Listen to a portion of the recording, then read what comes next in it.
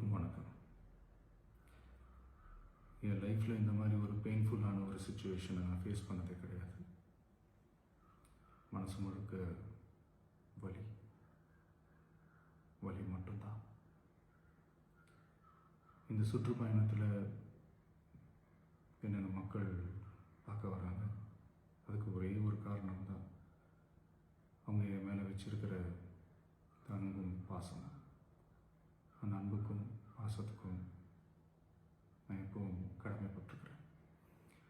அதனால தான் இந்த சுற்றுப்பயணத்தில் மற்ற எல்லா விஷயங்களையும் தாண்டி மக்களுடைய சேஃப்டி, அதில் எந்த காம்ப்ரமைஸும் பண்ணிடக்கூடாதுன்றதுக்காக தான் அது என் மனசில் ரொம்ப ஆழமாக இருக்கும் அந்த எண்ணம். அதனால தான் இந்த அரசியல் காரணங்கள் எல்லாத்தையும் தவிர்த்துட்டு ஒதுக்கி வச்சுட்டு மக்களுடைய சேஃப்டி மட்டும் மைண்டில் வச்சுக்கிட்டு அதுக்கான இடங்களை சூஸ் பண்ணுறது, அதுக்கான இடங்களை பார்த்து பெர்மிஷன் கேட்குறது, போலீஸ் டிபார்ட்மெண்ட்டில் அதை ரிக்வெஸ்ட் பண்ணி கேட்போம். ஆனால்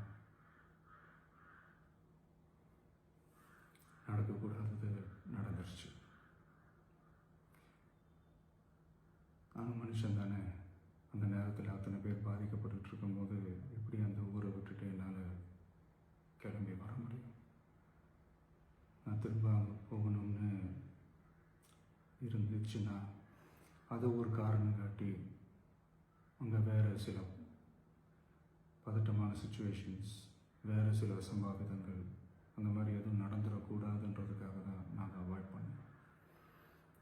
இந்த நேரத்தில் சொந்தங்களை இழந்து தவிக்கிற அத்தனை குடும்பங்களுக்கும் என்னுடைய ஆழ்ந்த இரங்கலை தெரிவிச்சுக்கிறேன். எனக்கு தெரியும், என்ன சொன்னாலும் இது ஈடையாகாதுன்னு எனக்கு தெரியும்.